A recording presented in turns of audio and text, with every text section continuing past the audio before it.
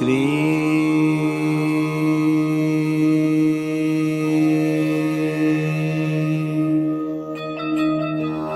बाबा स्वामी नमो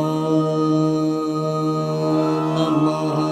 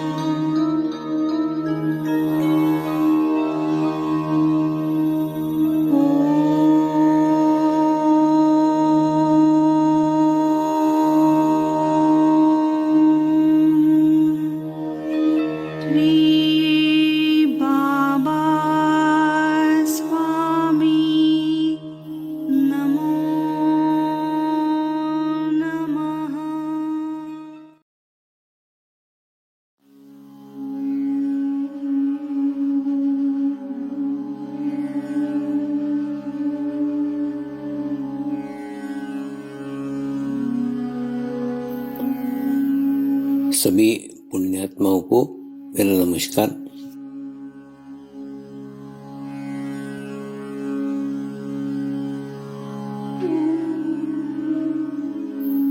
गुरुर्ब्रह्मा गुरुर्विष्णु गुरुर्देवो महेश्वरा गुरु साक्षात् परब्रह्म तस्मै श्री गुरुवे नमः।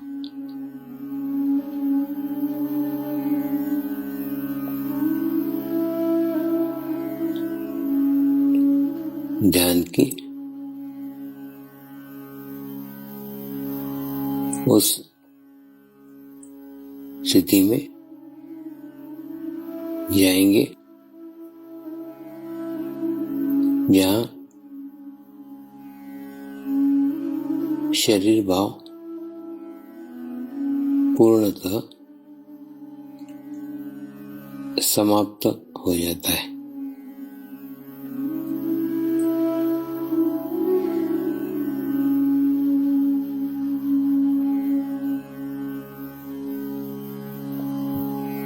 अपने पूरे शरीर को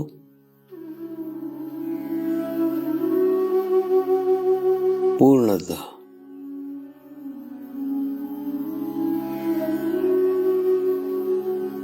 शिथिल छोड़ देंगे, एकदम रिलैक्स हो जाइए।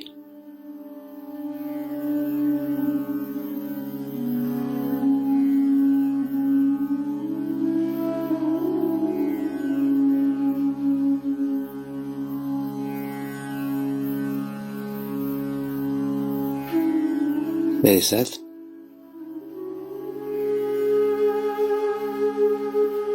मंत्र का उच्चारण करेंगे।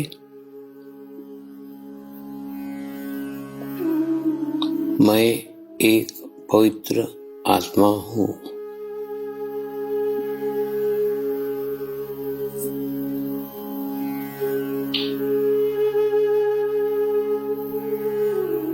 मैं एक शुद्ध आत्मा हूँ।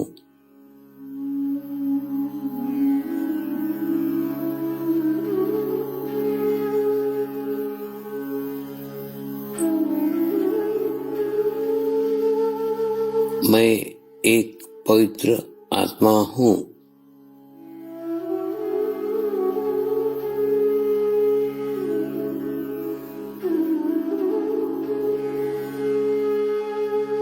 मैं एक शुद्ध आत्मा हूँ।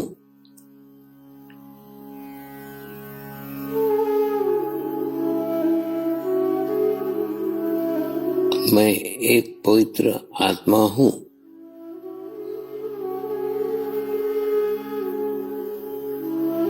मैं एक शुद्ध आत्मा हूँ।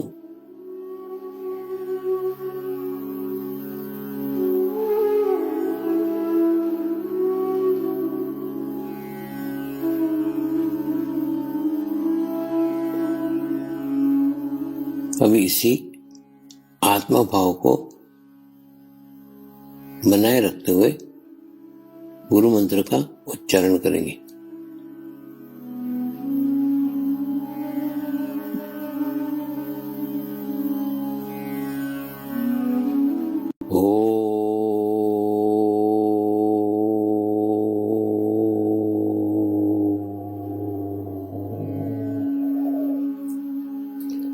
श्री शिव कृपानंद स्वामी नमो नमः।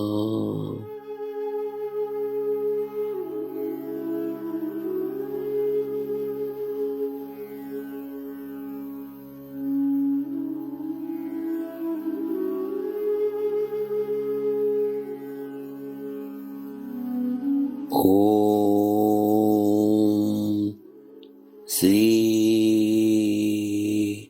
शिव कृपानंद स्वामी नमो नमः।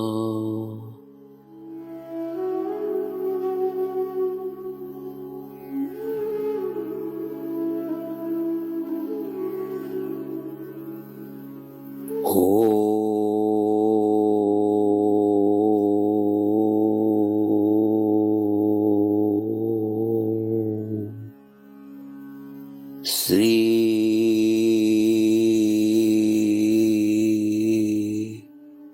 शिव कृपानंद स्वामी नमो नमः।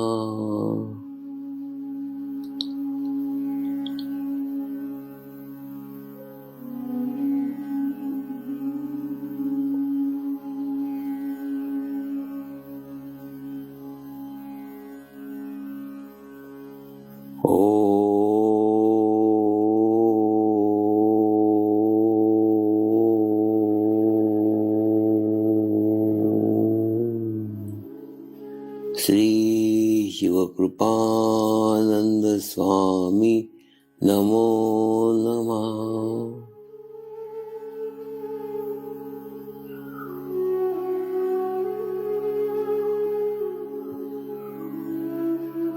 ओम श्री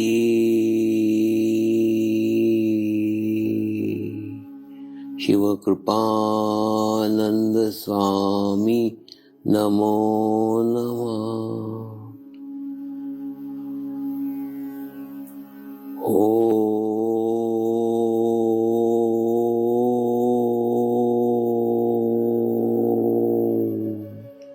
श्री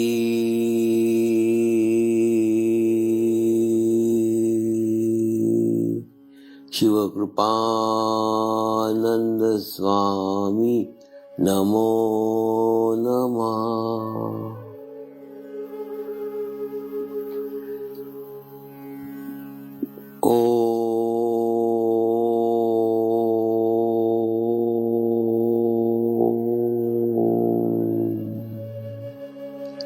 श्री शिव कृपानंद स्वामी नमो नमः।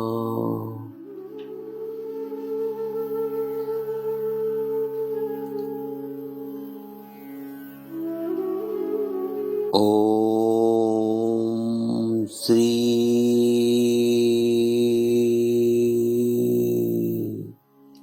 शिव कृपानंद स्वामी नमो नमः।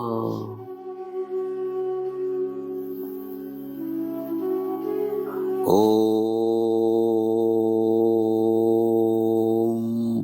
श्री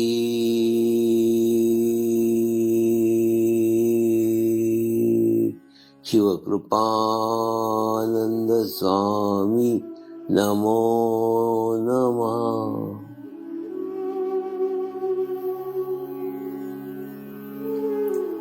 अब आप अपना चित्त सहस्त्रार पे रख के थोड़ी देर के लिए ध्यान में जाएंगे।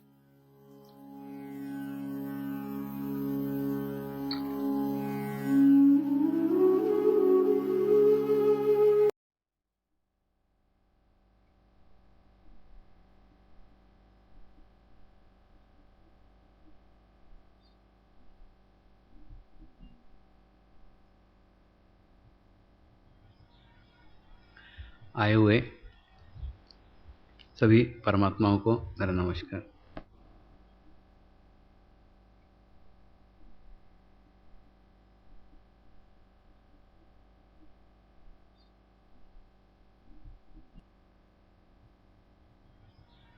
समर्पण ध्यान में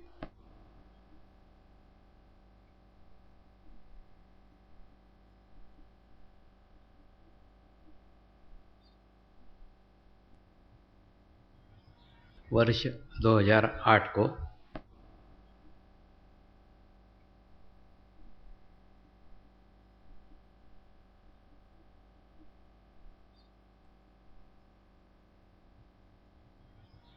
एक युवा वर्ष के रूप में मनाने का जो निश्चय किया गया,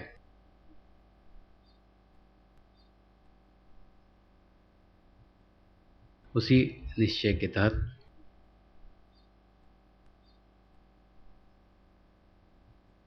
सारे वर्ष के कार्यक्रम आयोजित किए जा रहे हैं।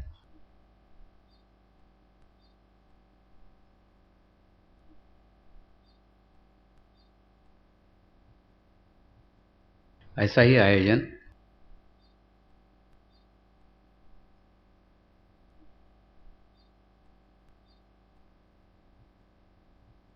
इस गुरु पूर्णिमा महोत्सव में भी हुआ।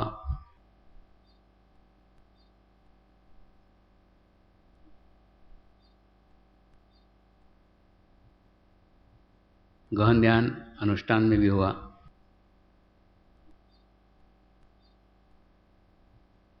महाशिवरात्रि उत्सव में भी हुआ।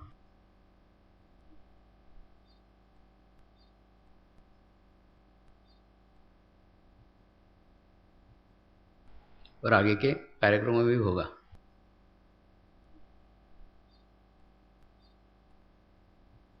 एक निश्चित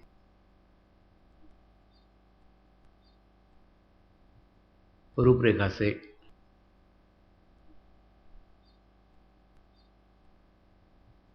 धीरे धीरे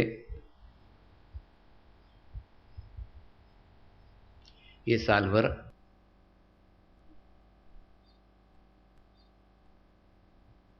सारी गतिविधियां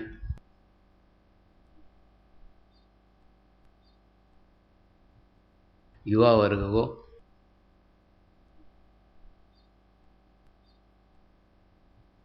ध्यान में रख के की जा रही है।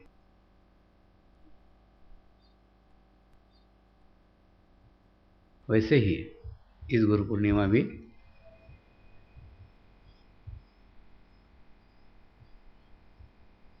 युवा वर्ग का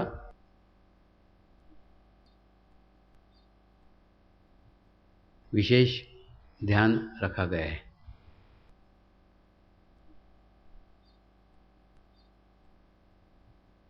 जो प्रक्रिया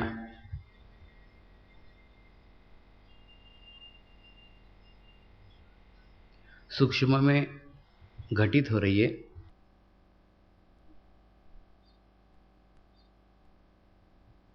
वो अपने स्तर के ऊपर हो ही रही है।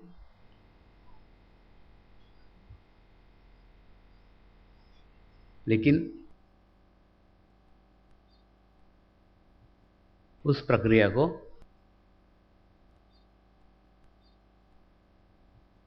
अगर युवा वर्ग समझे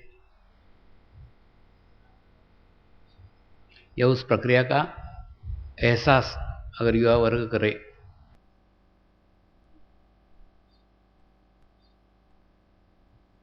तो उस प्रक्रिया का संपूर्ण लाभ युवा वर्ग ले सकता है।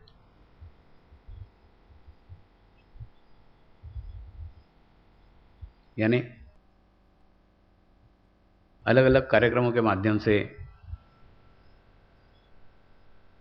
अलग अलग अनुष्ठानों के माध्यम से, अलग अलग उत्सवों के माध्यम से, अलग अलग शिविरों के माध्यम से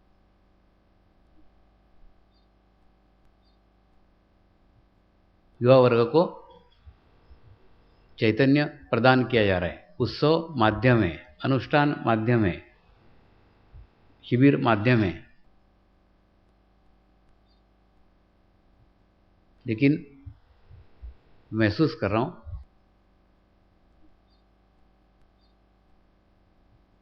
कि जिनको उसका एहसास है, ये युवा वर्ष है,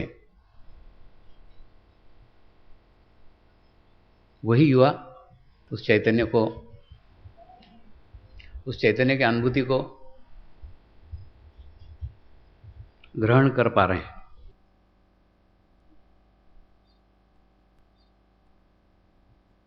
ये ठीक वैसा ही है कि कोई तो लुटाने को बैठा है, कोई तो देने को तैयार है, कोई तो अपना सर्वस्व देने को तैयार है, लेकिन लेने वाले को भी पता नहीं है किस प्रकार से ग्रहण किया जाता है, किस प्रकार से लिया जाता है।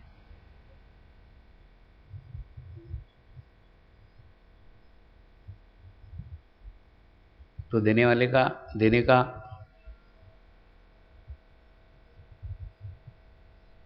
कितना भी भाव हो, तो भी जब तक वो भाव संपूर्णतः लेने वाले में नहीं आ जाता, तब तक यह हस्तांतरण की प्रक्रिया, ये चैतन्य के हस्तांतरण की प्रक्रिया संपन्न नहीं हो सकती। उस हस्तांतरण में अभी आवश्यकता है उस एहसास की। ये वर्ष युवा वर्ष है, उस एहसास की। वो एहसास लाओ।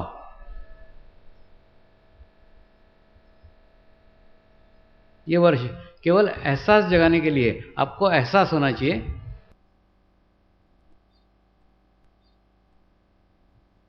कि आपको समर्पण ध्यान की जवाबदारी कल भविष्य में संभालने की है। इसका सिर्फ एहसास कराने के लिए है। एकदम कुछ नहीं होता और एकदम कुछ होना भी नहीं चाहिए।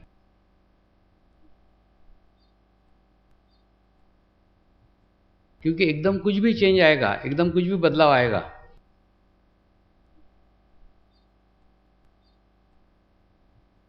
वो संभालने के लिए आप कहीं अपने आप को अक्षम पाओगे। बदलाव धीरे धीरे आना चाहिए, क्रमबद्ध तरीके से आना चाहिए, एक लयबद्ध तरीके से आना चाहिए।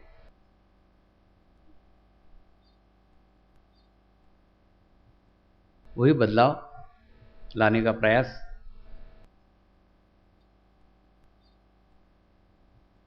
इस युवा वर्ष में हो रहा है। आप सिर्फ एहसास करो कि भविष्य में ये कार्य आपको संभालने का है, भविष्य में ये कार्य आपको करने का है।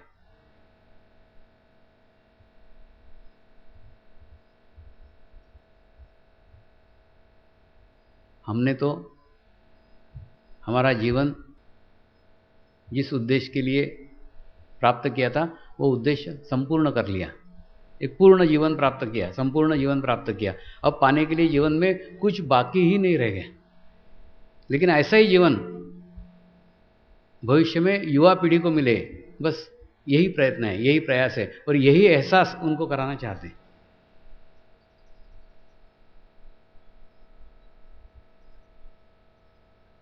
हमने परिवारों में देखा होगा, हमने घरों में देखा होगा, घर की आर्थिक स्थिति तब सुधरती है जब बाप और बेटे दोनों कमाते रहते। ये तो क्या है, बाप कमा रहा है, बेटे नहीं कमा रहे, तो खर्चा ही खर्चा, खर्चा ही खर्चा, और एक कंधे पे सारा भार है। लेकिन जब बाप 50 साल का होता है और लड़का भी 25 साल का होता है, 50 साल की उम्र में बाप भी कमाते रहता है और 25 साल की उम्र में लड़का भी कमाते रहता है, और घर में आमदनी के दो स्रोत हो जाते हैं और घर का काया पलट आर्थिक स्थिति से पूर्ण रूप से हो जाता है।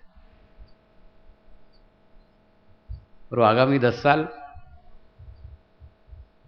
घर के अंदर एक चेंज लाते हैं, घर के अंदर एक बदलाव लाते हैं,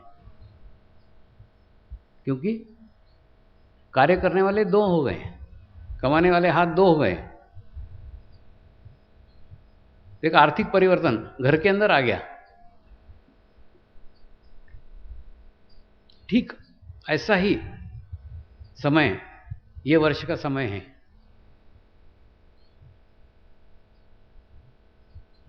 आगामी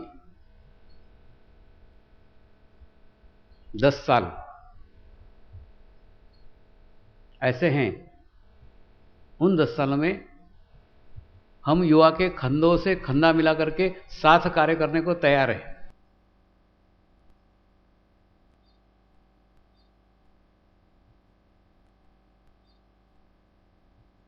और तैयार है से मतलब आपको संपूर्ण साथ दे सकते हैं, आपको संपूर्ण हेल्प कर सकते हैं, संपूर्ण मदद कर सकते हैं, हम संपूर्ण कार्य कर सकते हैं। कार्य कर सकते हैं, फिर भी हम चाहते हैं हम पीछे हो जाएं, हम स्थित हो जाएं, हम बैठ जाएं और तुम आगे आओ, तुम आगे बढ़ के कार्य करो, हम पीछे हैं ही, हमारा साथ सदैव आप देखोगे, तुम आगे रहोगे, तुम्हारे पीछे मैं आपको खड़ा ही मिलूंगा।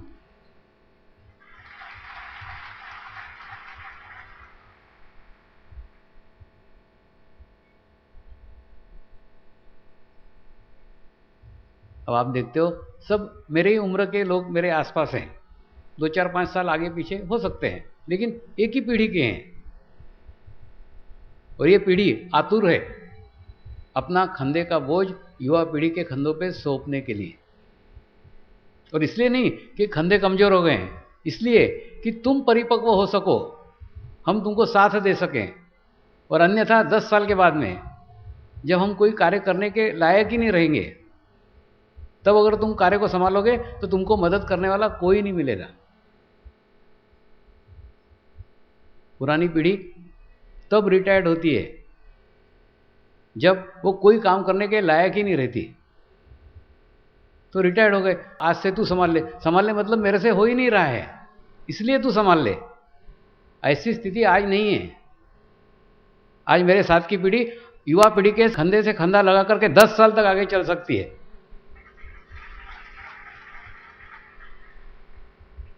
अभी युवा पीढ़ी की कुछ आवश्यकता नहीं है, लेकिन भविष्य में होगी। अभी युवा पीढ़ी को जवाबदारी देने की कोई आवश्यकता नहीं है, 10 साल तक हम आराम से चला सकते हैं, लेकिन 10 साल बाद, 15 साल बाद आगे का कौन संभालेगा, कौन देखेगा? फिर एक वैक्यूम, एक खालीपन, एक रिक्तता भविष्य में निर्माण हो जाएगी।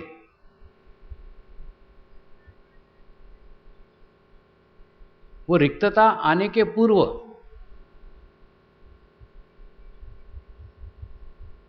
हम अपने स्थान रिक्त कर दें, हम जगह बना दें, हम स्पेस बना दें और तुमको आने दें। और ये मैं नहीं कह रहा हूं, मेरे साथ के सब लोग तैयार हैं, सिर्फ युवा आगे ही नहीं आते। बोले स्वामी जी वो आगे ही नहीं आते। हम जवाबदारी देने को तैयार है, लेने वाला चाहिए ना कोई।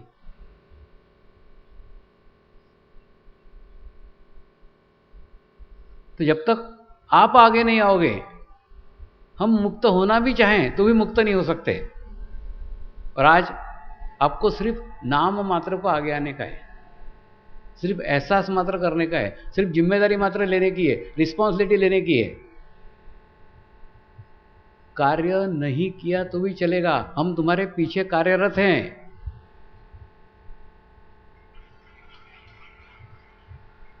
लेकिन तुम जिम्मेदारी को समझो, एहसास को समझो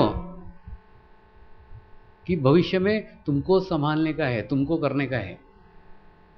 और हमको जैसा चाहिए था वैसा विश्व तो हमने हमारे आसपास निर्माण कर ही लिया।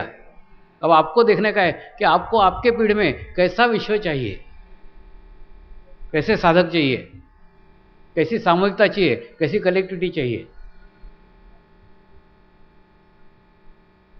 प्रत्येक पीढ़ी को अपना विश्व खुद को निर्माण करना होगा। हम मार्गदर्शन कर सकते हैं, रास्ता बता सकते हैं, पहुंचना आपको ही आपके ठिकाने पे होगा। तो ये एकदम सही समय है, करेक्ट समय है। जिस समय अगर युवा पीढ़ी आगे आए, युवा पीढ़ी अपनी जवाबदारी को समझे और जवाबदारियां संभाल ले, तो 10 साल उनको अनुभव प्राप्त करने को मिलेगा। आगे के 10 वर्षों में वो अनुभव ग्रहण कर सकते हैं। 10 साल में परिपक्व हो सकते हैं, तैयार हो सकते हैं। 10 साल के बाद में वो खुद संभाल सकते हैं। आपने प्रश्न पूछे, मुझे बहुत अच्छा लगा, लेकिन ये प्रश्न के उत्तर देने के लिए आज मैं यहां बैठा हूं। 10 साल के बाद में उत्तर देने की स्थिति में भी नहीं रहेंगे।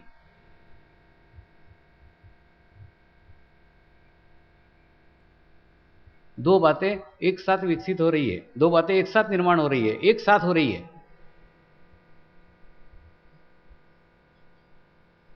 दिन प्रतिदिन मैं बूढ़ा हो रहा हूं, दिन प्रतिदिन शरीर कमजोर हो रहा है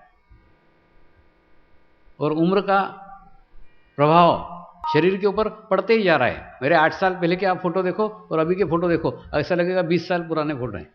इतना अंतर, इतना तेजी से उम्र का प्रभाव पड़ रहा है।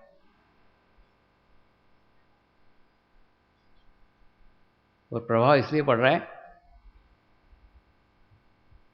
कि मेरे सब गुरु बहुत उम्र के थे, तो उन्हीं के सानिध्य में आजकल मैं रह रहा हूं, तो धीरे धीरे उनके उम्र का प्रभाव, उनका इफेक्ट धीरे धीरे धीरे धीरे मेरे ऊपर आ रहा है। और साथ साथ संवेदनशीलता बढ़ रही है। हर साल संवेदनशीलता day by day day by day day by day बढ़ रही है।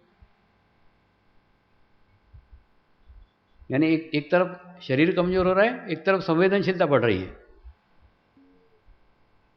तभी बताने के, बोलने के, करने के जितनी प्रक्रियाएं धीरे धीरे धीरे धीरे धीरे ये कम कम कम कम होती जाएगी।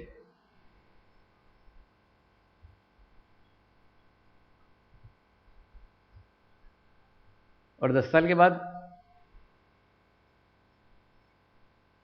आप मदद मांगो तो भी मदद नहीं कर सकते, रास्ता नहीं बता सकते, मार्गदर्शन नहीं बता सकते। तो अभी एक सही निर्णय सही समय पे लो और अपने जवाबदारी को समझो, अपने कार्य को संभालो।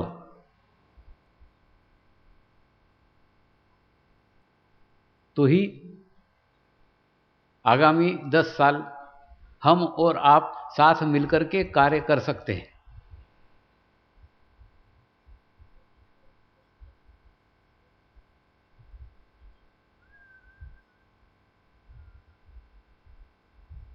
और हो सकता है आप अगर कार्य को संभाल लो तो कुछ और नए कार्य, कुछ और नई योजनाएं और कुछ नया विस्तार आप जल्दी ही समर्पण में देख सकते हैं। चल रहा है, सब प्रक्रिया सब स्तर के ऊपर चल रही है। जैसे जैसे समय आएगा वैसे वैसे वो आपको पता चलेगा।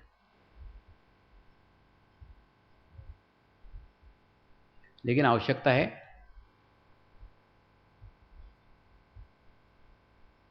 युवा वर्ग को एहसास करने की,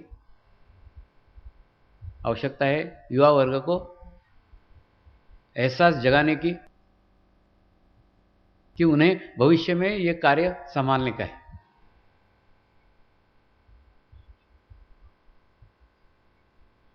और बाद में आपको सिर्फ संभालने का है। मेरे शब्दों को समझो, विस्तार करने की आवश्यकता नहीं। विस्तार तो खुद ब खुद हो जाएगा। अब विस्तार को अब कोई रोक ही नहीं सकता और इसके लिए करने की आवश्यकता ही नहीं, खुद हो रहा है, ऑटोमेटिकली हो रहा है। क्योंकि ये कार्य सामूहिकता में चला गया, कलेक्टिविटी में चला गया। अब एक स्वामी नहीं, हजारों लाखों स्वामी निर्माण हो गए, सब जगह कार्यरत है।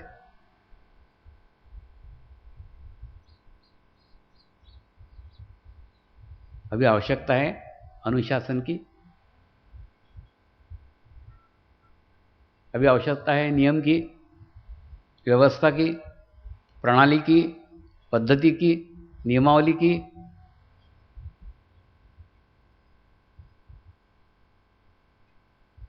एक मजबूत ढांचा, एक मजबूत व्यवस्था निर्माण करो, और वो निर्माण करने के बाद में उसी के ऊपर सारी व्यवस्थाएं खड़ी होगी।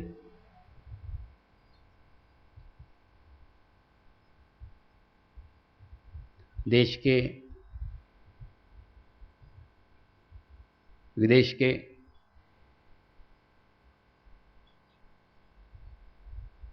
सारे सेंटर्स, सारे साधक बड़ी बारीकी से अध्ययन करते रहते हैं।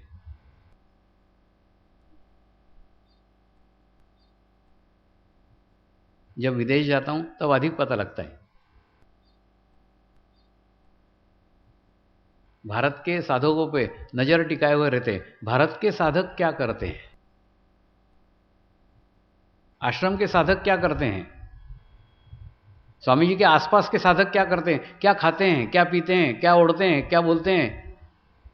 छोटी से छोटी बातों पे नजर रहती है।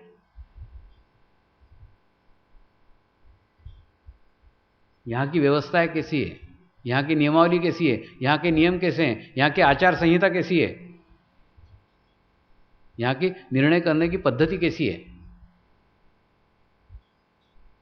छोटी छोटी बातों का निरीक्षण करते रहते हैं और उसको आत्मसात करते रहते हैं। अगर आपने एक गलती कर दी तो वो गलती पूरे विश्व में फैल जाएगी,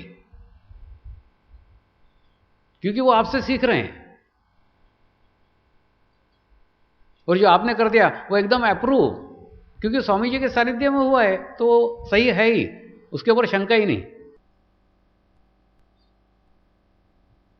तो मेरे साथ रहकर, मेरे पास रहकर अगर आपने एक भी गलती की तो आपके गलती का अनुकरण सब लोग करेंगे और सब लोग गलतियां करेंगे।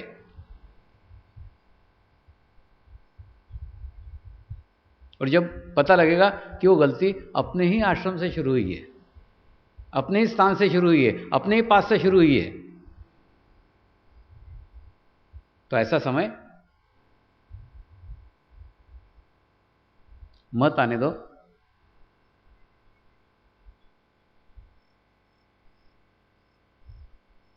आश्रम को एक आदर्श स्थान बनाओ कि आश्रम में रहे हुए व्यक्ति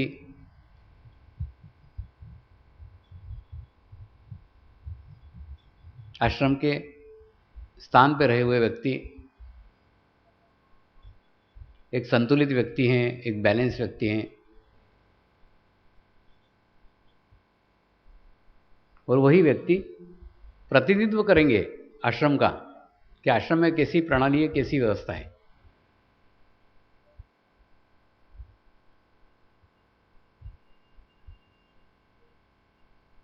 एक व्यवस्था,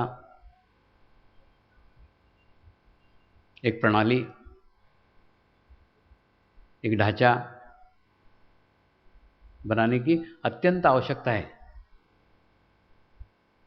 जिस ढांचे के ऊपर समर्पण रूपी इमारत की पूरी बिल्डिंग खड़ी होने वाली है, उसकी नींव आप कितनी मजबूत बनाते हो, कितनी स्ट्रांग बनाते हो, यह आपके ऊपर निर्भर है। इसलिए एक अच्छी व्यवस्था प्रणाली आप निर्माण करो,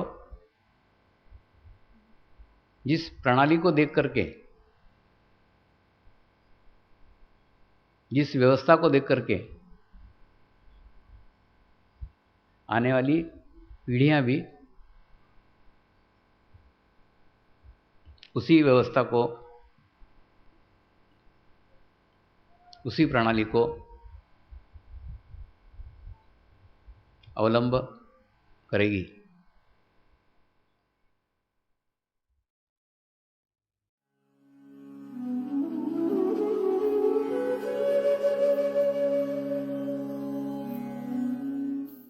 अब हम प्रार्थना करेंगे सभी आत्माओं की आत्म उन्नति हो, आध्यात्मिक प्रगति हो, यही हमारी प्रभु से प्रार्थना है। नमस्कार। जय आत्मेश्वर।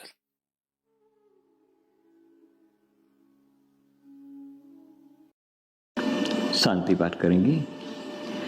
ओम द्योः शांति अंतरिक्षगम शांति पृथ्वी शांति रापः शांतिरौषधयः शांति वनस्पतयः शांति विश्वे देवाः शांति ब्रह्म शांतिः सर्वगं शांति शांतिरेव शांति क्षमा शांतिरेधि। ओम शांति शांति शांति सर्वारिष्ट सुशांतिर्भवतु।